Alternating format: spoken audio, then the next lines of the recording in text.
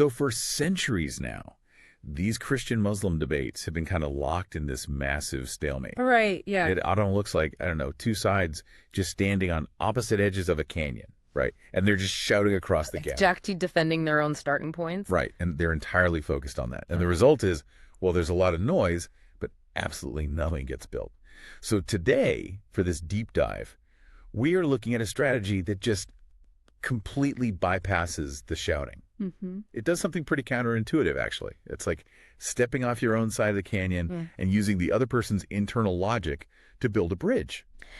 Yeah, it's a fascinating approach. We are unpacking this academic essay by Marc Bates today. Right. And he explores this apologetic method known as, well, he calls it internal bridges. Internal bridges, yeah. And the premise is just incredibly effective, you know? Instead of a Christian starting out by defensively trying to prove that the Bible hasn't been corrupted. Which is like the usual brick wall, right? In this kind of dialogue. Right, exactly. The immediate brick wall. So instead of doing that, this method steps directly into the framework of the Quran itself. Okay. It takes the Quran's own language, its own specific titles for Jesus, its own narrative structures, and it uses all of that as a vocabulary to actually explain biblical theology. Which I think makes this, honestly, just a masterclass in how to navigate massive ideological divides. Yeah. I mean, regardless of your personal religious background or what you believe. Oh, absolutely. Yeah. Because you aren't demanding the other person, like, suddenly accept your authority. Right. You're hunting for the tensions and the shared concepts that already exist within their worldview. You're finding the common ground that's already there. And we can see how this works by looking at what Bates calls the Islamic Dilemma. Okay, right. Let's get into that. So historically, the dialogue gets stuck because, you know, Muslims will often argue that the biblical manuscripts were physically altered or corrupted over time. Right, like the text itself was changed. Yeah, exactly. And then Christians spend, you know, all their energy defending manuscript history. They pull out the Greek text and it just stalls. But this internal bridges approach, it shifts to what we call a text immanent strategy. Meaning it focuses on what's actually in the text. Right. It forces a look at what the text of the Quran actually says about the revelations that came before it. Yeah, and the dilemma emerges specifically, looking at the source here, in Surahs 3, 5, and 10. Because the Quran explicitly affirms the Torah and the Gospel as authoritative guidance. Right. It doesn't dismiss them. No. In fact, it commands the people of the book, so Jews and Christians, to actually judge by what God revealed in their own scriptures. Which, if you really think about it, that command creates a severe logical trap. Yeah. It has two distinct horns, this dilemma. Let's look at the first scenario, right? Horn A. Okay. If the Christian scriptures were perfectly preserved by the 7th century... Which is when the Quran was recorded. Exactly. If they were preserved, then the Quran actually contradicts the very books it commands people to read. Oh, because the 7th century Bible undeniably contained core doctrines like the crucifixion and the resurrection. Right. And the Quran denies those. Exactly. So that's one horn. But then you have the second scenario. Horn B. Right. Let's say the Christian scriptures were already thoroughly corrupted by the 7th century. Well, if that were true, why would an omniscient God command people to consult them for guidance? Okay, let's unpack this because I love this part. It's like, okay, think about it like a major software update, right? Okay, yeah. You download this new operating system, and the prompt explicitly tells you to go refer to the older version's manual for guidance. Right. But then later, users claim that the old manual was entirely rewritten by malicious hackers, like centuries ago. Exactly. Why on earth would the new perfect software update point you to a hacked manual? It wouldn't. It just creates this unresolvable tension within the text itself. And, you know, the historical nuance here is really essential to understand. Oh, with the early commentators, right? Yeah. The earliest Muslim commentators, the early Tafsir, they didn't actually claim the biblical text was physically rewritten. Wait, really? So they didn't think it was like erased and changed? No, not physically. When you look at those early commentaries, the accusation was more that Jews and Christians were twisting the meaning of the text. Oh, I see. Or hiding it, or just simply being obstinate about its interpretation. So they were basically saying, you have the right words on the page, you're just interpreting them maliciously. Exactly. That concept of wholesale textual forgery, the idea that the physical words were literally deleted and replaced, that hardened much, much later. Okay. When did that shift happen? It was heavily formalized by a scholar named Ibn Hazm, Okay. and this was in the 11th century. So when modern debaters argue that the physical Bible is a complete fabrication, they're actually relying heavily on a later medieval polemic. Wow. Which contradicts their own early readings. Right. It contradicts the earliest Islamic readings of their own text. That is fascinating. Oh. So once you clear away that defensive stalemate over, manuscript corruption, you can actually look at this text-immanent strategy in practice. Yeah, you can finally get to the theology. And the most compelling place to start, at least looking at Bates's essay, is with what the Quran specifically calls Jesus. Oh, the titles. Yeah, I want to look at table 1 from the source material here. The text gives him these incredibly elevated titles that are just not shared equally by other prophetic figures. No, they're completely unique to him. He is referred to as the Word of God. Kalimatullah. Yeah. Yes, and a spirit from him, and the Messiah. And classical Islamic theology, it insists that Jesus is solely a human messenger. Right, just a prophet. But these unique titles, they generate an immense amount of internal pressure against a purely creaturely reading. Okay, but hold on, though. I want to push back on that a bit because reading through the source, the standard counterargument is that Jesus is only called the Word because God created him with a spoken command. Ah, the Kun Command. Yeah, the Quran says God said be, and he was. So if God creates everything by saying be, isn't a tree also created by a word? Why is that title uniquely assigned to Jesus? Right, and that is the exact tension this strategy highlights. And to understand why it's a tension, we have to look at classical Sunni theology regarding the nature of God. It's called kalam. Okay. In that classical framework, God's speech is considered an uncreated attribute. Uncreated, meaning it's always existed. Right. It is eternal. It is not a created thing like a tree or an animal. Oh, wow.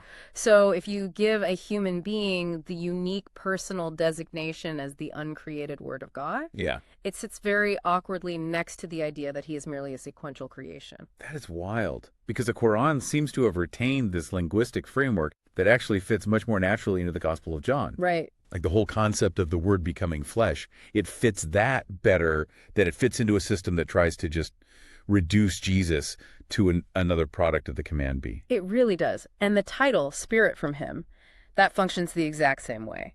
How so? Well, the preposition used there, it can indicate a derivation from the divine side, not just some created separate spirit. So you end up with this pairing of word and spirit proceeding from God, right, which later Unitarian theologians, they have to constantly qualify and explain away just to maintain their strict framework. Just to make it fit. And it goes beyond just his titles, too. The moral contrast is really stark. Oh, the sinlessness? Yeah. Yeah, because the Quran is actually very open about detailing the sins and the need for forgiveness among the major prophets. Right. They aren't perfect in the text. No. You have Adam's disobedience, obviously. Mm-hmm. You have Abraham's strategic untruths, Moses killing an Egyptian. The text even repeatedly commands Muhammad to seek forgiveness for his own shortcomings. But then you look at Jesus. Right. When the angel Gabriel announces the birth of Jesus to Mary in Surah 19, he is explicitly described as a pure or a faultless boy. Yes. Throughout the entire Quran, there is never a single sin or a need for forgiveness attributed to Jesus. And the traditions outside the Quran push this even further, which I found so interesting. There's this famous tradition in the most authoritative collection. Al-Bukhari. Yeah, al-Bukhari. And it states that Satan touches every single newborn of Adam's offspring at birth. Which is why babies cry, according to the tradition. Right. But it says there is only one exception in all of human history, Mary and her son. Which is incredible. We really have to ask why that tradition exists in early Islam. Where did it come from? Well, it likely stems from the cultural reverence for the Marian narrative in late antiquity, which early Islam just sort of absorbed from its environment. Okay, yeah. But by absorbing it, they accidentally created this massive structural tension. Yeah. Because later Islamic doctrines developed the concept of isma. Which is what exactly? It's the concept of comprehensive impeccability, meaning they claim all prophets are completely sinless. Oh, I see. But the Quran's own stories and this highly authoritative hadith contradict that later doctrine. Exactly. They show other prophets sinning while entirely isolating Jesus as uniquely untouched and faultless.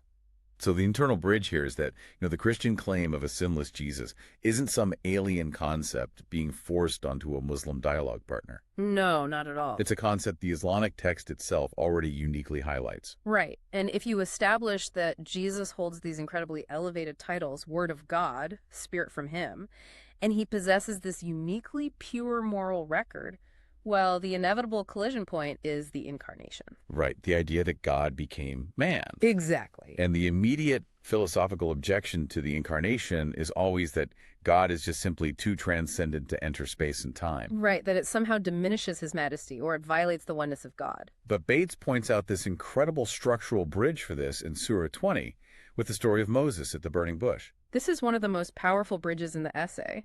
The narrative of the burning bush in the Quran explicitly localizes divine speech in a physical, earthly object. Right. Moses is at the Holy Valley, and a voice calls out from a physical fire, from a bush, and literally says, "Indeed, I am Allah." Think about the implications of that. Yeah. God doesn't lose control of the universe just because he is speaking from a bush. Right. So if God can localize his presence and his speech in a physical piece of earthly shrubbery without diminishing his majesty, then the philosophical argument that God inherently cannot enter space and time, it's dismantled by the Quran's own narrative. Exactly. And to be clear, the Christian confession is not that a bush is the same as Jesus. Right, no. The structural parallel is that the God who possesses the ability to speak from the fire without compromising his transcendence, well, that is the exact same God who possesses the ability to speak through a human life. That structural parallel makes total sense. But there is still a pretty massive linguistic barrier we have to talk about. The Son of God terminology. Yes.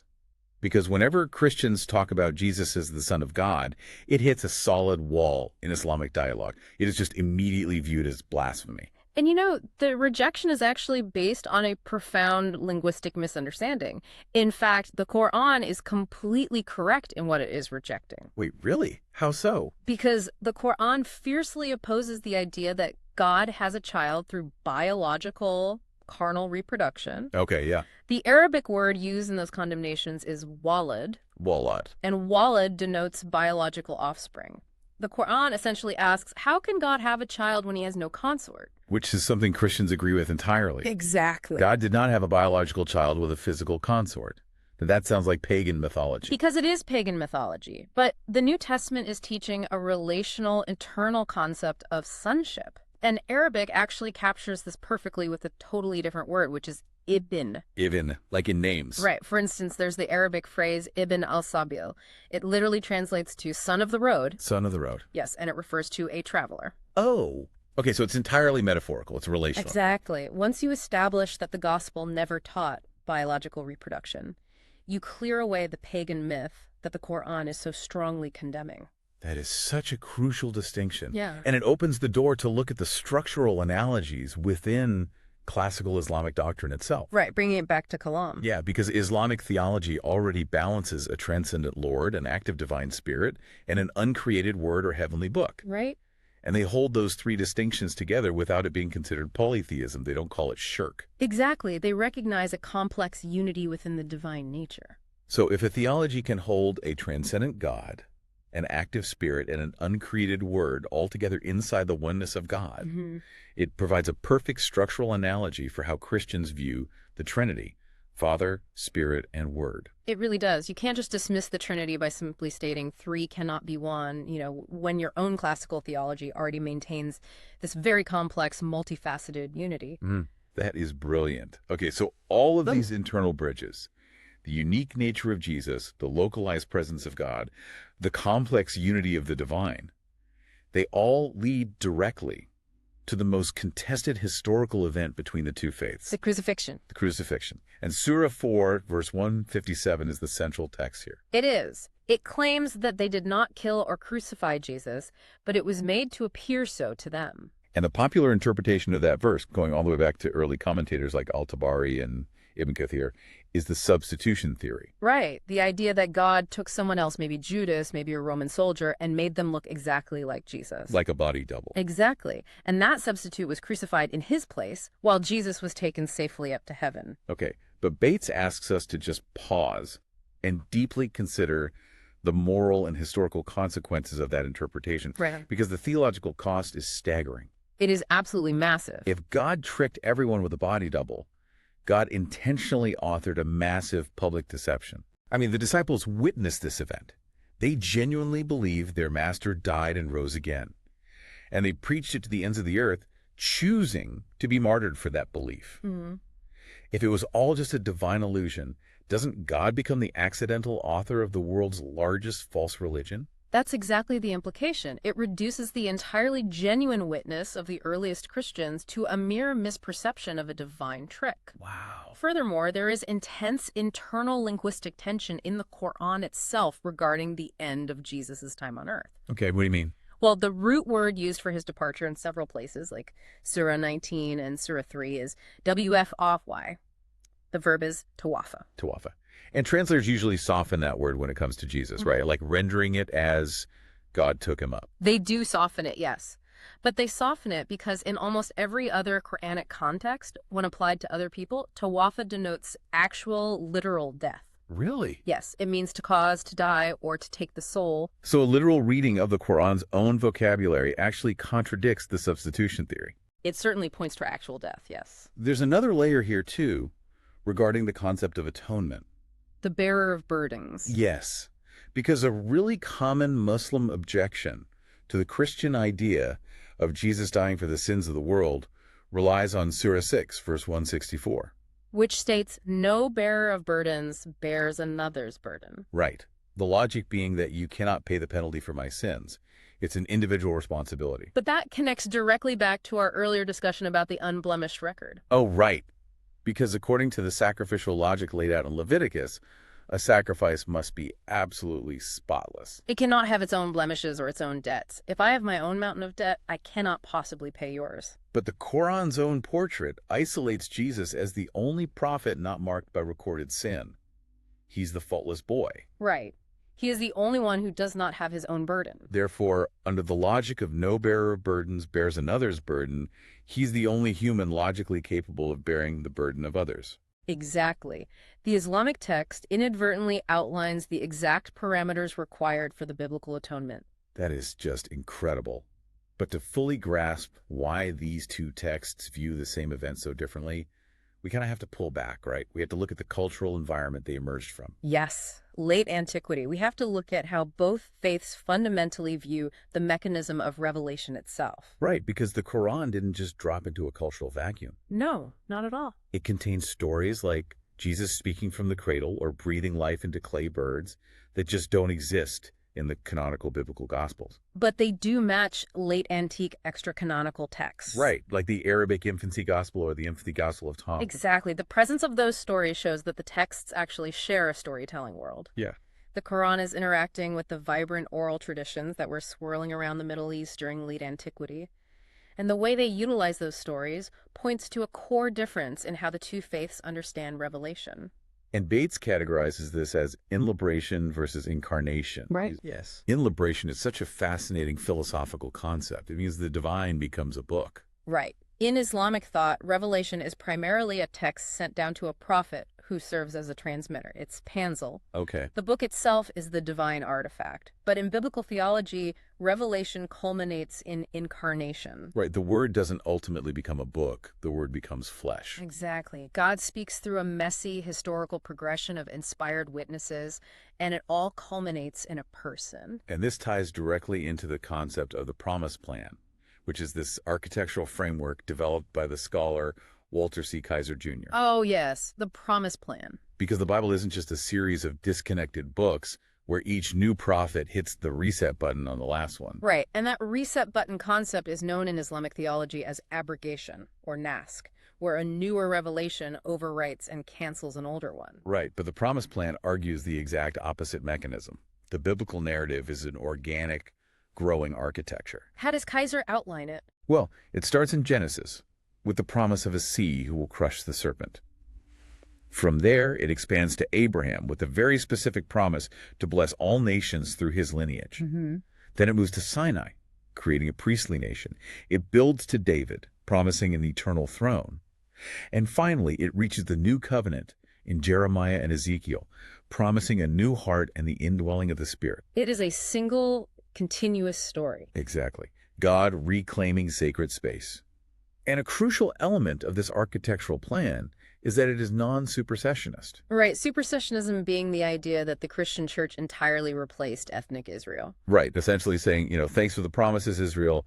We will take it from here. We're in charge now. But that's not what the text actually say. No, because as Paul argues in Romans 11, the Gentiles are wild branches grafted into a cultivated olive tree. The original roots support the new branches. Ethnic Israel's gifts and calling remain irrevocable. The promises are expanded to include the nations, but they are never erased or abrogated. And this is exactly why the internal bridges method is so vital.